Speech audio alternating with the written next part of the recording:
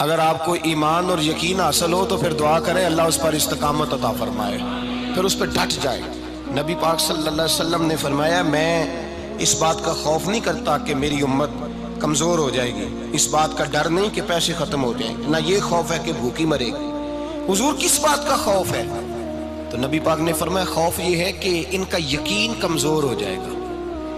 یاد رکھیں اگر اعتبار نہ ہو تو گھر نہیں چلتا، تو اگر اللہ رسول پر یقین کامل نہ ہو تو پھر بندہ مسجد نہیں آ سکتا، پھر اس کا دین نہیں چلتا، پھر اس کے لیے مشکل ہے نماز، پھر اس کے لیے مشکل ہے راہ خدا میں خرچ کرنا۔ میرے نبی پاک نے فرمایا یوں نہ کہا کر کہ یا اللہ چاہے تو دے چاہے تو نہ دے، جب مالک سے مانگ تو کہا کر یا اللہ تجھی سے مانگنا ہے، میں لے کے اٹھوں گا، تو مجھے دے گا۔ فرمایا جتنا تیرا یقین کامل ہوگا اتنا ہی اللہ تجھے جھولی بھر کے عطا فرمائے گا۔ کمزور سا مسلمان، لڑکھڑاتا سا مسلمان دیکھتا ہوں کرتا ہوں، اور یہ بھی نہ دیکھا کریں بھائی ایمان یقین کو استقامت کے درجے پہ لیں، یہ نہ دیکھا کریں کہ وہ کیسے دے گا، وہ کسی وسیلے کا محتاج نہیں ہے، وسیلے کو پسند کرتا ہے، پر وسیلے کا محتاج وہ بغیر وسیلے کے بھی دے دیتا ہے۔ ہر آدمی ماں باپ کے ذریعے پیدا ہوتا ہے، اگر پیدا کرنا چاہے تو جناب عیسیٰ کو بغیر باپ کے پیدا کر دیتا ہے، اگر پیدا کرنا چاہے تو حضرت آدم کو بغیر ماں اور باپ کے پیدا کر دیتا ہے۔ جب یقین رکھیں، یقین قرآن مجید پڑھیے، حضرت موسیٰ علیہ السلام فرعون کے دربار میں کھڑے ہیں، چاروں جانب دشمن ہی دشمن ہے،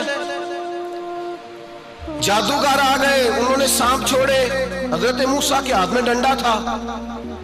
حضرت موسیٰ کہتے ہیں یا اللہ کیا کروں؟ تو اللہ تعالیٰ نے فرمایا اپنا عصا پھینک دو۔ کہنا چاہیے تھا نا کہ یا اللہ ایک ہی تو شے ہے، اتنے سانپ ہے، بچانے کے لیے ڈنڈا ہے وہ پھینک دوں؟ ڈنڈا پھینکا جاتا ہے، سانپ کو دیکھ کر کے قابو کیا جاتا ہے۔ یہ میرا اور آپ کا ذوق ہے نا، لیکن انبیاء کرام کا انداز ملاحظہ کیجئے میرے عزیزو۔ اللہ فرماتے ہیں ڈنڈا، اے موسیٰ ڈال دے اپنا عصا۔ پہلے نہیں فرمایا کہ سانپ بن جائے گا، فرمایا بس تو ڈال دے۔ میں اور آپ ہوتے ہیں تو سام سامنے ہے، ڈنڈا ہاتھ میں ہے، ہم کہیں گے عجیب بات ہے، یہی تو دفاع کی چیز ہے، اسی کو ڈال دوں تو بچوں گا کیسے؟ کہا ڈال دو، تو حضرت موسیٰ نے ڈال دیا، کہا میرے رب کا حکم ہے تو میرے لیے بہتر ہی ہوگا۔ اللہ فرماتے ہیں جب موسیٰ نے ڈالا تو میں نے اس ڈنڈے کو، اس عصا کو اژدہا بنا دیا۔ اب کبھی عصا بھی اژدہا بنے، کبھی چھڑی بھی بہت بڑا اژدہا بنی ہے، لیکن قرآن کہتا ہے جناب موسیٰ نے ڈالا تو اللہ نے اژدہا، بلکہ اس سے پیچھے چلیے، عورتیں کمزور یقین کی ہوتی ہیں نا۔ جناب موسیٰ پیدا ہوئے تو اللہ فرماتے ہیں میں نے موسیٰ کی ماں کے دل میں بات ڈالی، ماں کے دل میں، صندوق میں ڈال کے تو اس کو دریا میں بہا دے۔ اور بھائی صندوق میں کہہ سکتے ہیں نا آکسیجن کیسے جائے گی، اور دریا میں بچے بچنے کے لیے ڈالے جاتے ہیں کہ ڈوبنے کے لیے ڈالے جاتے ہیں؟ ماں کے دل میں یقین کمزور نہیں تھا ماں کا۔ انبیاء کے ماں باپ موحد ہوتے ہیں، دین کو ماننے والے، ماں کے دل میں اللہ نے بات، اللہ قرآن میں کہتے میں نے وحی کی، میں نے القاء کیا، میں نے بات ڈالی۔ حضرت موسیٰ کی ماں کہتی ہے میں نے ڈال کے نا سمندر میں بیٹا، میں نے سمندر میں بیٹا ڈال کے صندوق میں بند کر کے رب کے حوالے کیا۔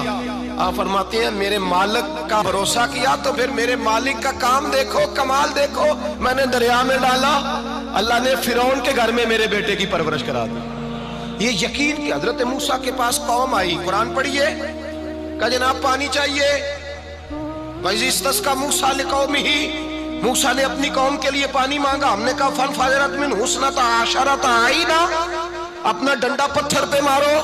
عقل والا آدمی ہوتا تو اڑ جاتا، کہتا یا اللہ پتھروں سے بھی کبھی پانی نکلا ہے؟ اضرب بعصاک الحجر، مارو پتھر پہ ڈنڈا۔ اللہ کے نبی نے منٹ نہیں لگایا، ٹھا کر کے ڈنڈا لگایا، فَانْفَجَرَتْ مِنْهُ اثْنَتَا عَشَرَةَ عَيْنًا۔ اللہ فرماتے ہیں جناب موسیٰ نے ایک عصا مارا، میں نے 12 چشمے جاری کر دیے۔ تو لے تو اللہ کرتا ہے، اللہ کہتا ہے پڑھ نماز روزی دوں گا، کہتا ہے سوچتا ہوں۔ اللہ فرماتا ہے آجا مسجد میں تیرا ہو جاؤں گا، کہتا ہے دیکھتا ہوں۔ رب فرماتا ہے تو میرے محبوب کی غلامی کر، میں تجھے محبوب بنا لوں گا۔ تو کہتا ہے تھوڑا بڑا ہو کے داڑھی رکھنی ہے، ابھی سیاںہ ہو کے میں ذرا سرٹیفکیٹ لے لوں اسرائیل سے کہ کتنے سالوں کے بعد آئیں گے، پھر شروع کروں گا۔ پروگرام بنا رہا ہے، ابھی تو ارادے میں ہے۔ اللہ کے پیغمبر کا ڈنڈا، اور اس سے زیادہ آگے بات ہو گئی، پیچھے فوج لگی ہوئی ہے فرعون کی، مجمع ہے، ہزاروں لاکھوں کا لشکر لے کے، تلواریں نیزے، فرعون پیچھے، آگے دریا آ گیا۔ حضرت موسیٰ علیہ السلام کھڑے ہیں، اب کدھر جائیں؟ اللہ پاک نے فرمایا مارو ڈنڈا۔ کہاں؟ پانی پہ ڈنڈا مارو۔ اب حضرت موسیٰ علیہ السلام پانی پہ ڈنڈا مارے تو پانی ابھرے گا، اس سے زیادہ کیا ہوگا؟ پہلے پتھر پہ ڈنڈا مروایا تو پانی نکلا، اب پانی پہ ڈنڈا مروایا فَإِذْ فَرَقْنَا بِكُمُ الْبَحْرَ فَأَنْجَيْنَاكُمْ وَأَغْرَقْنَا آلَ فِرْعَوْنَ۔ اللہ فرماتے ہیں موسیٰ نے پانی پہ ڈنڈا مارا تو میں نے پانی میں رستے بنا دیے۔ ایک جگہ ڈنڈا مارا تو پانی نکل آیا، دوسری جگہ عصا مارا تو پانی خشک ہو گیا، 12 چشمے بن گئے، 12 رستے بن گئے دریا میں سے۔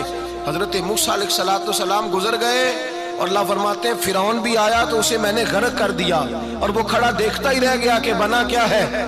جب یقین کامل نصیب ہوتا ہے، اعتماد کی دولت اللہ دیتا ہے، جب انسان کو یہ انشراح صدر ہو جاتا ہے کہ میری نجات خدا کے حکم میں ہے اور رسول اللہ کے قدموں میں ہے، جب اسے یہ انشراح حاصل ہوتا ہے تو پھر نماز کا لطف آتا ہے۔ غور کیجئے کیا جملہ کہہ دیا میں نے، پھر اسے نماز کا پھر اسے نماز بوجھ نہیں بلکہ نماز نہ پڑھے تو اس پر بوجھ ہوتا ہے، پھر قرآن مجید اس کی روح کا ساتھی ہو جاتا ہے، پھر عبادات، تقوی، پرہیزگاری، پھر وہ ایک سنت کے چھوٹنے پر پریشان رہتا ہے جب یقین کی دولت نصیب ہوتی ہے۔ قرآن مجید فرقان حمید نے کہا ایمان لاؤ تو پھر ایمان پہ ڈٹ جاؤ، مسلمان بنو تو پھر اسلام پر۔ پھر یہ جو کمزوری ہے نا، یہ دیکھتے ہیں، کرتے ہیں، چلتے ہیں، ابھی کل ابھی پرسوں بہانے ہیلے، ابھی میں نماز شروع کرتا ہوں دیکھتا ہوں لا الہ الا اللہ محمد الرسول اللہ صلی اللہ علیہ، جب کسی نے کلمہ پڑھا تو اس پر پورا دین ضروری ہے، پورا۔